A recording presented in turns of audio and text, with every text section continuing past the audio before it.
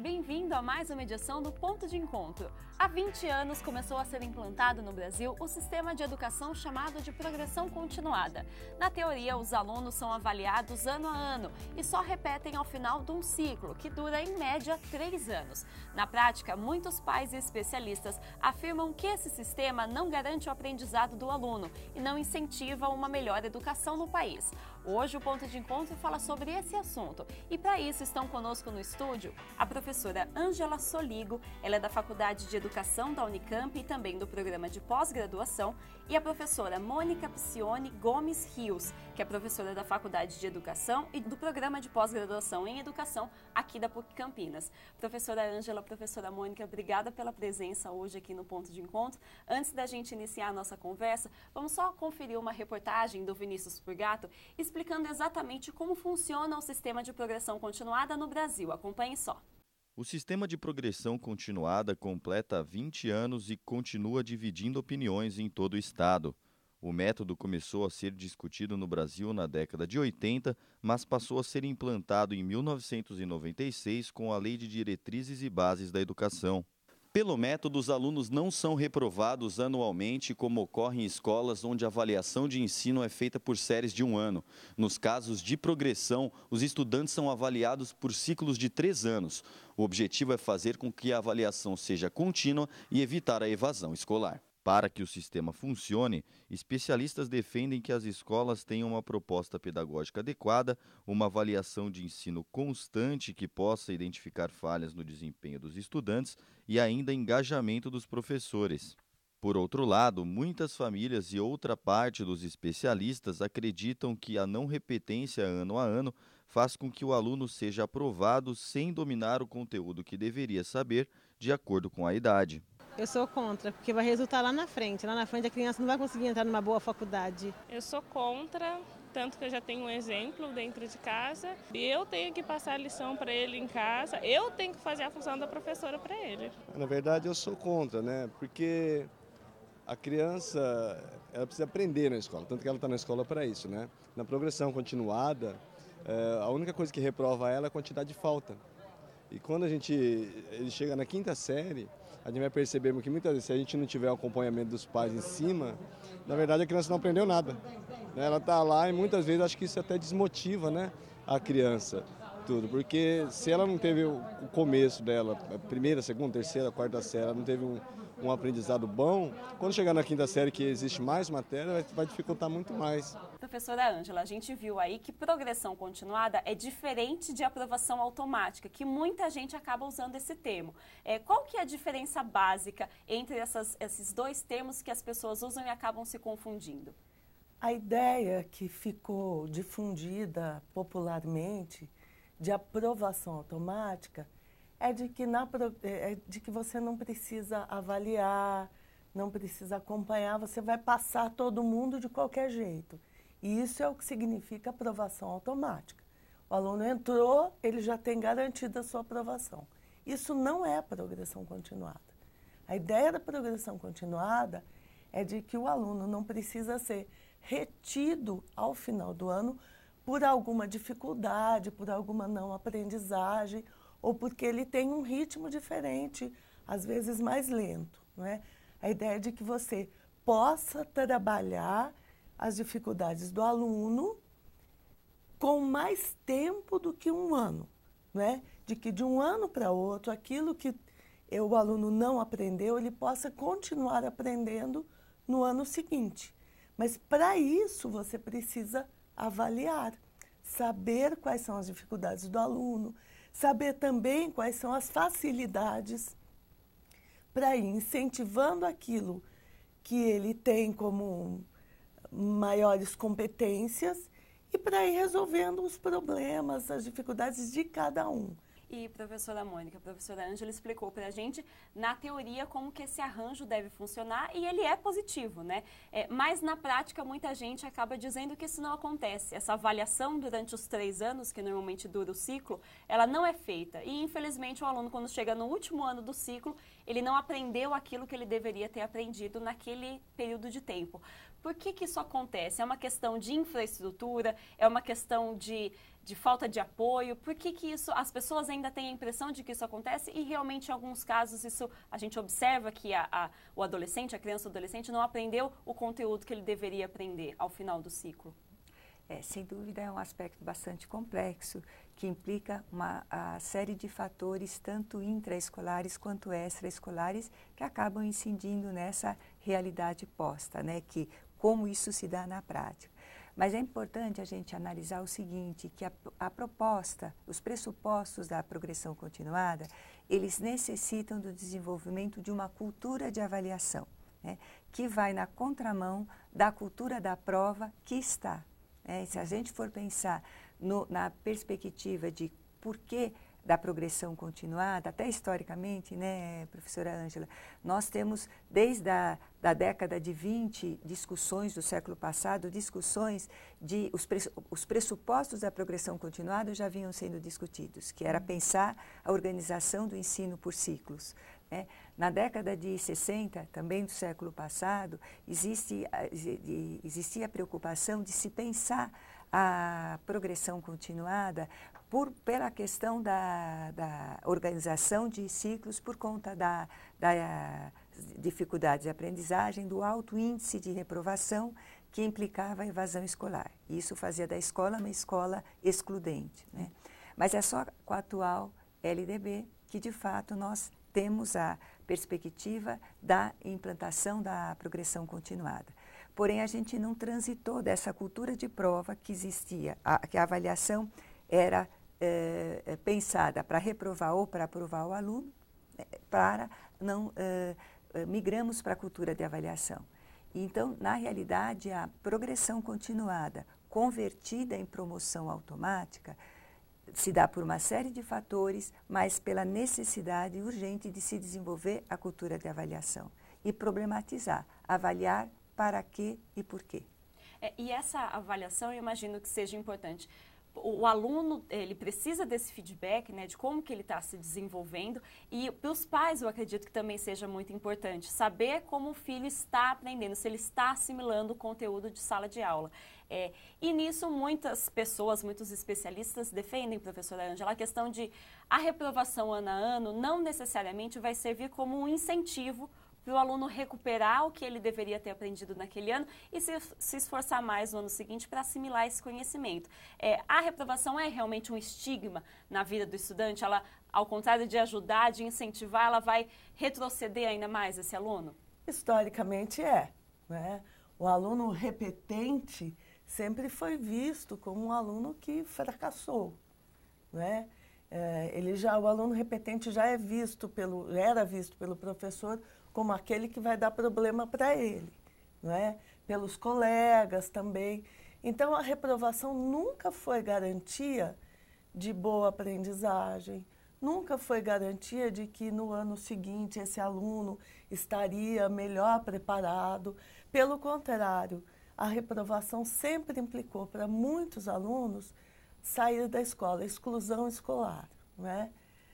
E o tipo de avaliação, o tipo de prova que a gente tinha, teve historicamente muito caráter de punição, né? Quantos não ouviram na sala de aula, vocês estão fazendo bagunça, eu vou dar uma prova surpresa.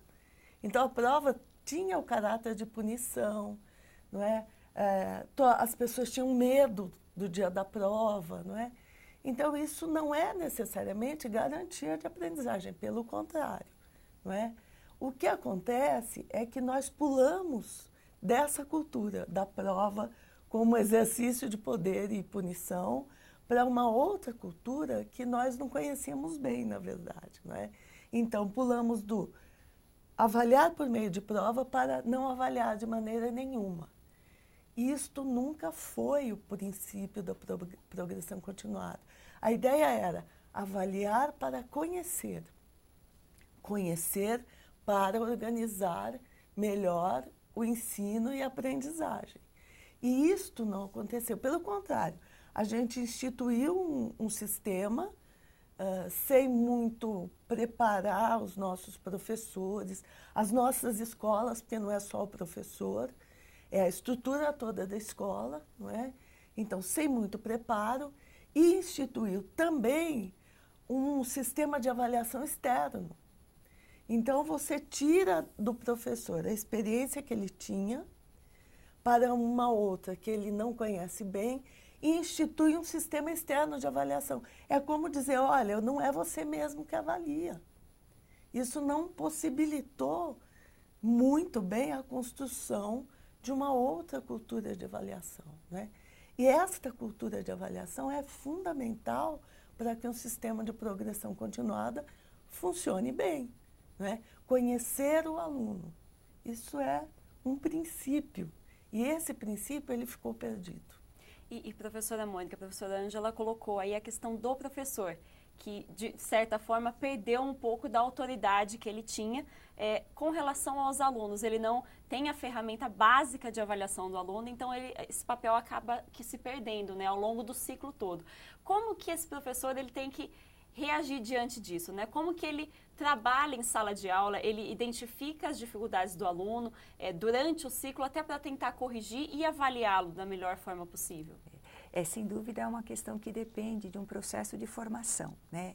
Pensar, gestores escolares, professores, a partir de processos formativos, né, que problematizem essa realidade, no coletivo, discutirem, encontrarem caminhos para o desenvolvimento da cultura de avaliação, apesar das políticas públicas de avaliação que muitas vezes, de fato, tiram o polo, a responsabilidade da escola em avaliar e colocam na questão das avaliações externas. Então, há uma polarização hoje, a gente vivencia na educação básica, principalmente uma polarização pelas avaliações externas. Os resultados das avaliações externas, sejam de sistemas, seja do sistema nacional, seja dos sistemas estaduais, seja as avaliações nacionais em larga escala, à luz da Prova Brasil, que gera o indicador de avaliação da educação básica, o Índice de Desenvolvimento da Educação Básica, que é o IDEB,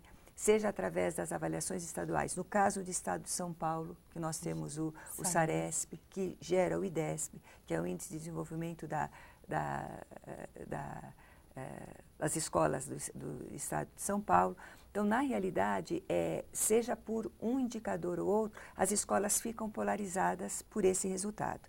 E aí descentraliza a responsabilidade, a escola acaba muitas vezes não assumindo essa responsabilidade pelo processo da aprendizagem. E a gente tem que pensar, afinal de contas, a escola ela tem um papel fundamental em relação ao sucesso escolar. Quando você pensa numa escola de qualidade, você tem que pensar no acesso do aluno, na permanência e no sucesso escolar. O sucesso escolar se traduz por meio das aprendizagens. Na medida que as aprendizagens não se efetivam, a escola precisa repensar o seu papel. Professora, você falou a respeito dos processos de avaliação, principalmente agora nessa sua resposta, e a nossa equipe conversou com o presidente do INEP, o professor Francisco Soares, e ele comentou a respeito do sistema de progressão continuada. Acompanhe só um trecho da entrevista. A ideia, que é uma ideia que ainda não foi completamente assimilada no Brasil, é que a criança ela tem que entrar na escola, ela tem que aprender. Não aprendendo, nós vamos ter que cuidar de forma especial. Deixá-la para trás é simplesmente transferir para ela uma responsabilidade que não é só dela, é também da escola. Nós precisamos equilibrar isso. Empurrar a criança para frente sem que ela tenha nenhum aprendizado, isso é cinismo. Ninguém está defendendo isso. Então, a dificuldade no Brasil, atender o direito da criança, a escola se organizando para isso. Agora, a família tem que ajudar, né, no sentido de que a escola não dá conta sozinha. Mas o aprendizado é importante, né, e não simplesmente a sucessão dos anos. Professora Mônica, ainda falando a respeito das ferramentas de avaliação, que o INEP é um órgão que trabalha justamente com isso, esse ano a gente teve uma aprovação, entre aspas, recorde de alunos provenientes de escola pública na Unicamp. Muitas pessoas defendem que essa chegada desses alunos no ensino superior esteja relacionada com uma melhoria nas condições de ensino da rede pública. E outras falam que são outros fatores. A gente pode fazer essa associação ou também é muito arriscado? São inúmeros fatores que levam a esse índice maior de aprovação da Unicamp de alunos que vieram da rede pública. Eu acho prematuro você determinar qual é a causa.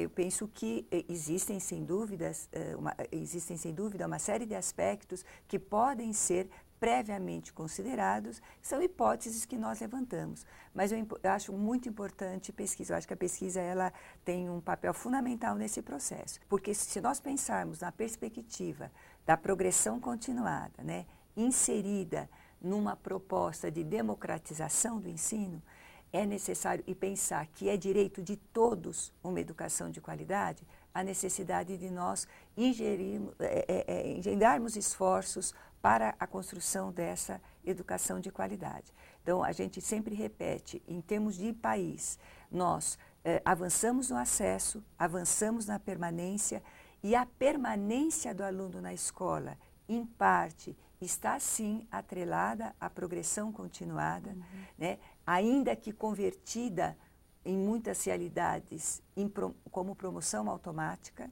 que eu acho que a diferença ela já está posta.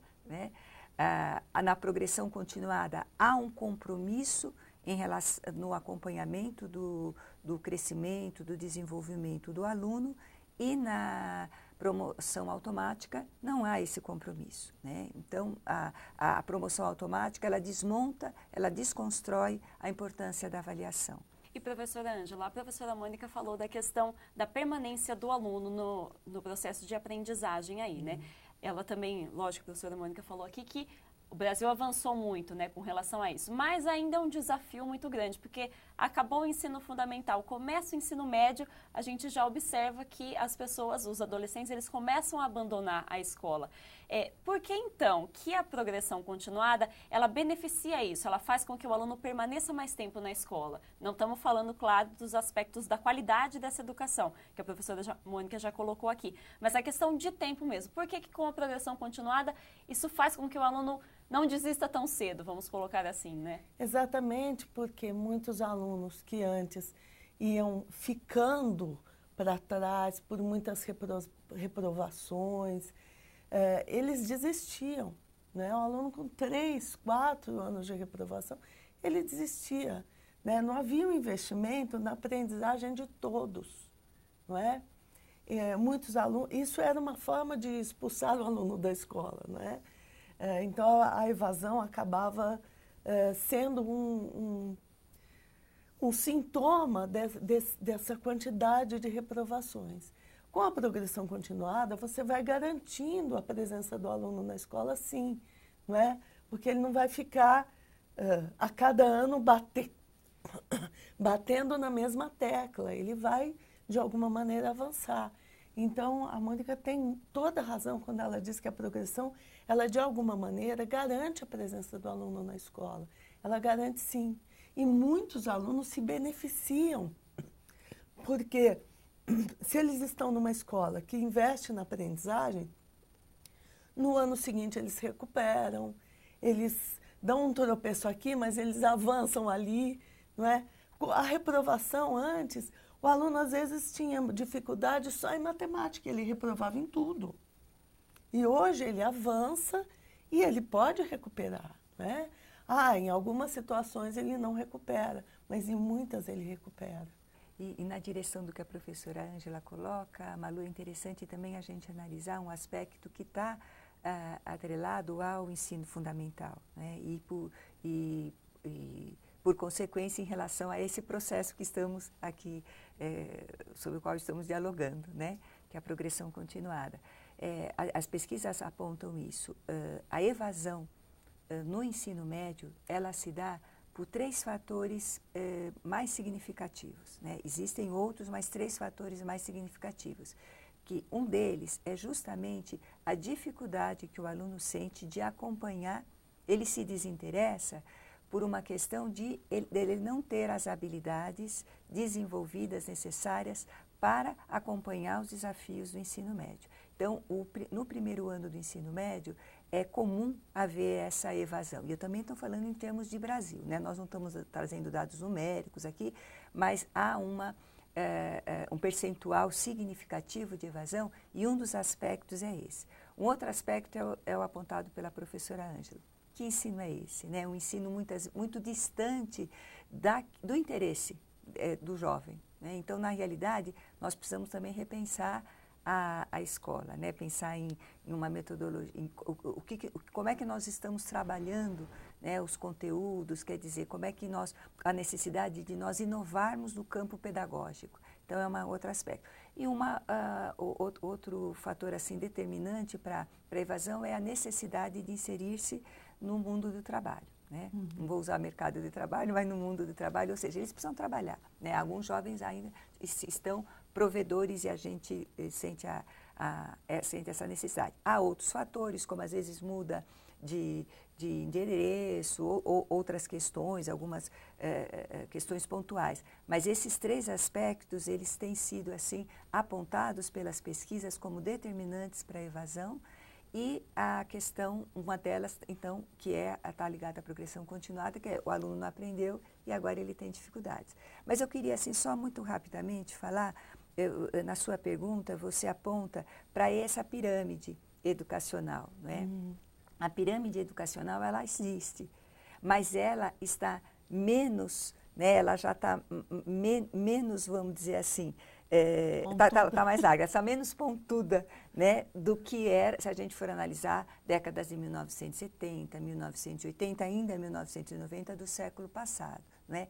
E a pirâmide ela se dá por quê? Porque existe uma entrada no ensino fundamental, uma diminuição em relação ao ensino médio e o ensino superior. Por isso a gente fala que a educação superior no Brasil ainda é privilégio, né? Ainda está privilégio, apesar de haver, né, um alargamento dessa pirâmide. Mas, de todo modo, há vários fatores para nós analisarmos. Né? Eu não diria que a progressão continuada ela não é responsável pela pirâmide educacional. E aí seria nós não fazermos uma análise muito simplória, né? E até leviana desse processo.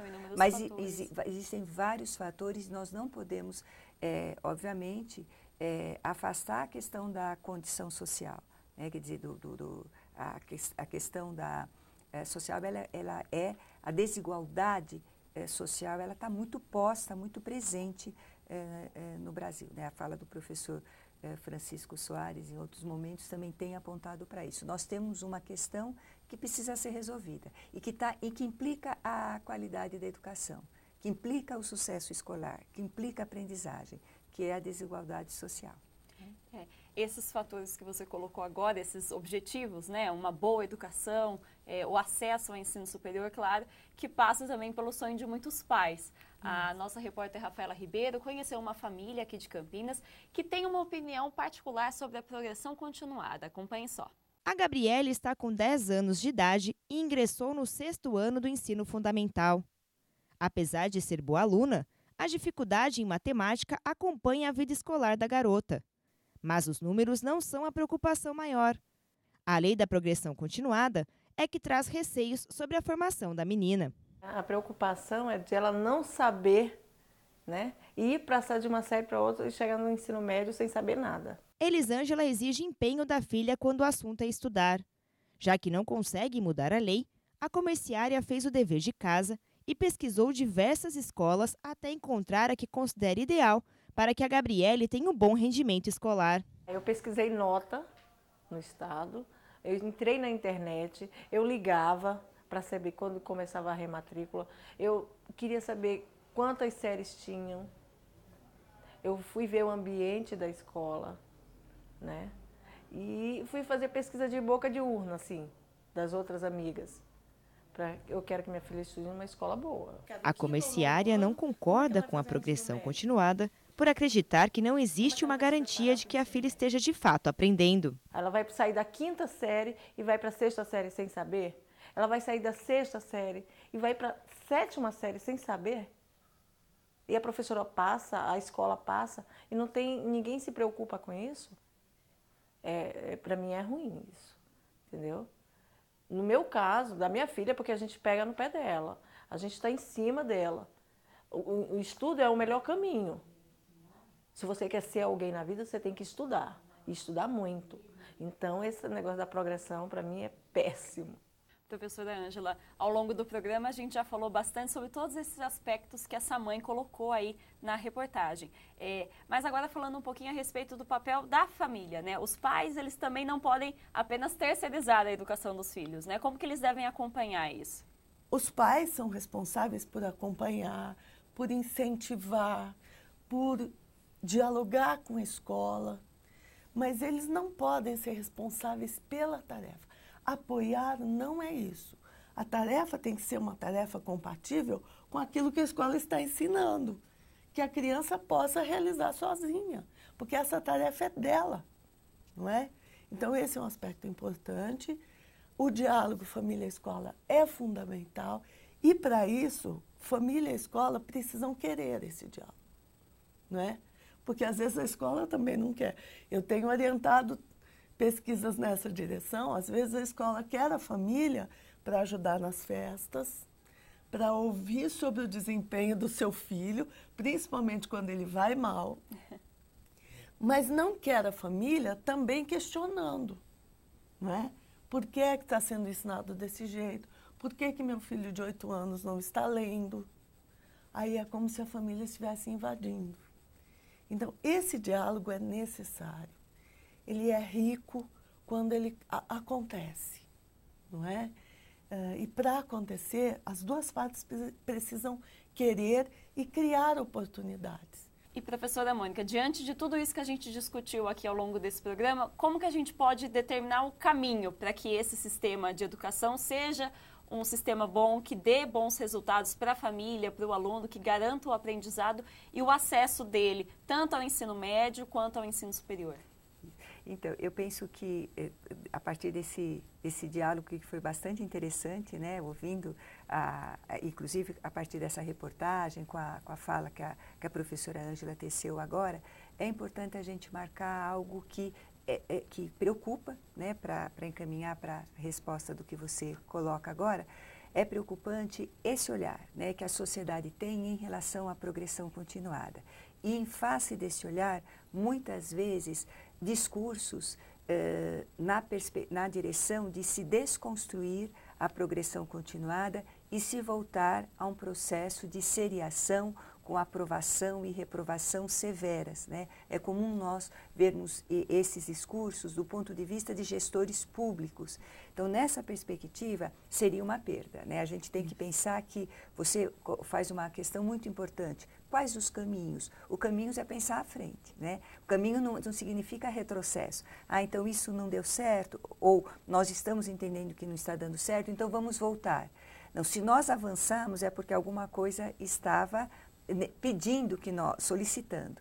Então, na realidade, desenvolver, enquanto caminho, desenvolver um olhar diferenciado para o aluno, e nesse sentido, a escola se revisitar em termos de infraestrutura física, recurso pedagógico, gestão, formação de professores, olhar para essa questão social, que são os aspectos intraescolares e extraescolares, aqueles que pertencem à escola e para além da escola, mas que se conversam, é fundamental para que nós possamos avançar numa perspectiva de fato da construção de uma educação de qualidade que possibilite, que favoreça ao egresso, ao aluno que sai do ensino fundamental, ingressar no ensino médio, ingressar na educação superior, numa perspectiva de acesso, permanência e aprendizagem. Professora Mônica, professora Ângela, obrigada pela presença hoje aqui no Ponto de Encontro, debatendo esse assunto com a gente. Foi um prazer receber vocês aqui. Obrigada mais uma vez. Obrigada. E essa edição do Ponto de Encontro fica por aqui. Outras produções da TV PUC você acompanha no nosso canal no YouTube, na nossa página no Facebook e também no site que aparece na sua tela. A entrevista completa com o presidente do INEP, professor Francisco Soares, também está disponível nesses 3 canais. Obrigada pela companhia, um ótimo fim de semana para você e até o próximo programa. Tchau, tchau!